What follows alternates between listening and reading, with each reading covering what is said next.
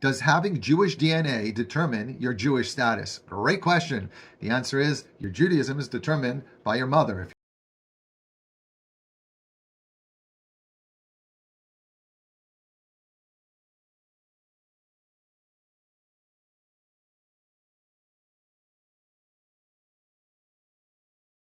If your mom's Jewish, you're Jewish according to traditional Judaism. Now, you could have a very high count of Jewish DNA, and that's awesome. That means you're connected to the Jewish people, but it doesn't necessarily mean you're Jewish. Don't forget, there are people that convert to Judaism and they have zero DNA and they're 100% Jewish. Now, you know that we have kept a group identity for thousands of years. And then let's say, by the way, that you have 16 generations ago, your mother's mother's mother's mother's mother's mother, so on and so on, right, was not Jewish. But that doesn't mean that her child isn't Jewish, because the child can count as a convert. If the child is dedicated to the Jewish religion, then that child will count as Jewish. Wasn't born Jewish. But the fact that you're not born Jewish doesn't mean you're not Jewish. If you attach yourself to the Jewish religion, then you can be Jewish without being born Jewish. So it doesn't mean that you're not Jewish. It just means you don't have a line going all the way back to that. But then, who cares about that? Why is that important? Are you familiar with the Khazar theory? There's a theory, it's widely accepted as anti-Semitic, that Ashkenazi Jews come from the Khazars and they're not Levantine. But DNA tests. It's not anti-Semitic. It's a question of fact. So Shlomo Sand, for example, has argued that, I think probably exaggerated, but it's simply a question of fact. If my ancestors from the Ukraine have Khazar roots, changes nothing. I'm Jewish. My grandfather was Jewish. My family happens to have a story saying that we're descended from the Baal Shem Tov. Okay, that's part of the culture. Doesn't matter what the DNA shows. Genetics are not identity, right? The criteria to determine Jewish identity are far more complex and really depend on who you go to as your authority. The mainstream rabbinic view, which is embraced by Orthodox Jews to be sure, and for most of Jewish history over the last couple millennia, has been that Jews receive their identity in two ways, either through matrilineal descent, meaning they are born of a Jewish mother,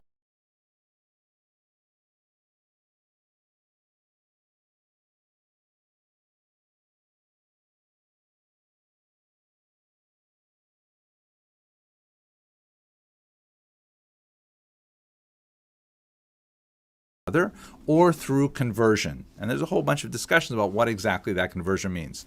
In the late 20th century, the Reform movement adopted a patrilineal descent, claiming biblical precedent. And in fact, when you look at biblical texts, there are some really interesting things that suggest that it may have been patrilineal in the biblical period. But this is not a discussion for this point. You can see I have another video on it. It did definitely switch precedent. And in fact, when you look at biblical texts, there are some really interesting things that suggest that it may have been patrilineal in the biblical period. But this is not a discussion for this point. You can see I have another video on it. It did definitely switch precedent. And in fact, when you look at biblical texts, there are some really interesting things that suggest that it may have been patrilineal in the biblical period. But this is not a discussion for this point. You can see I have another video on it. It did definitely switch. It did definitely switch. It did definitely switch. It did definitely switch.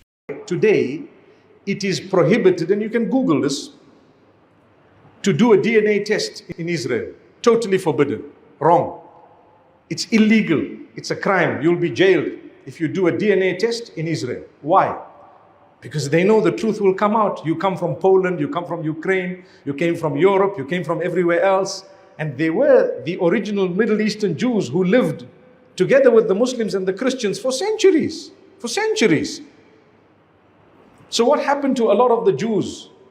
Well over half of the people who claim to be Kohanim shared this single genetic footprint called the Cohen modal haplotype.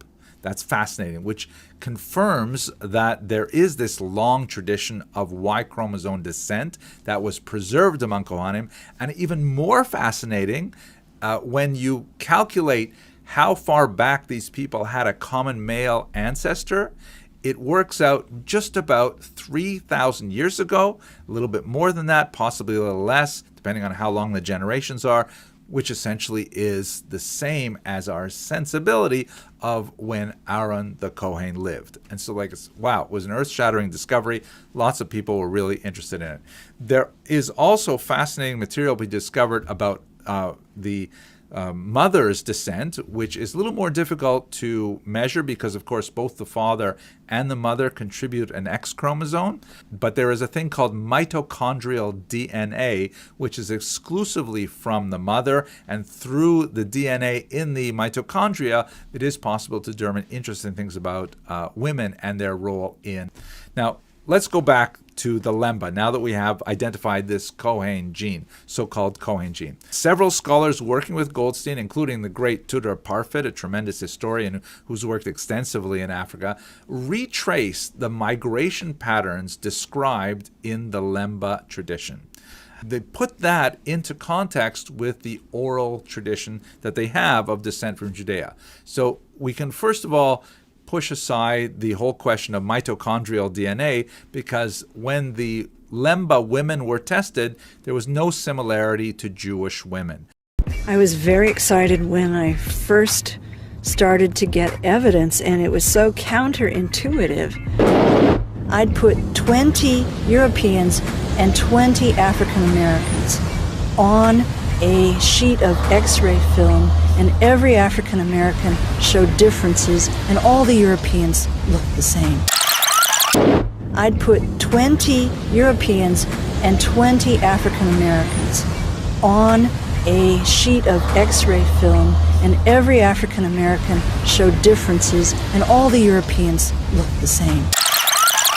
I'd put 20 Europeans and 20 African Americans on a sheet of X-ray film, and every African American showed differences, and all the Europeans looked the same.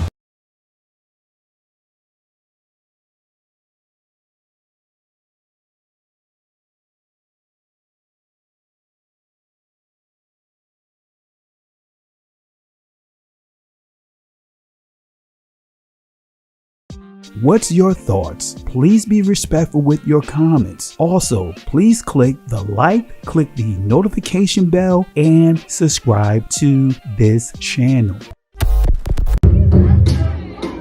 Listen, Genesis chapter 11 verse 10 explains the genealogy of Shem. Shem was a black man in Africa. If you repeat this back, Genesis 14 verse 13, Abraham steps on the scene. Being a descendant of Shem, which is a fact, means Abraham too was Abraham, born in the city of a black man called Nimrod, grandson of Ham. Ham had 4 sons. One was named Canaan. Here, let me do some explaining. Abraham, Isaac was the... Jacob had 12 sons. For real, and these were the children of Israel, according to Genesis chapter 10. These were the children of Israel, according to Genesis chapter 10. These were the children of Israel, according to Genesis chapter 10.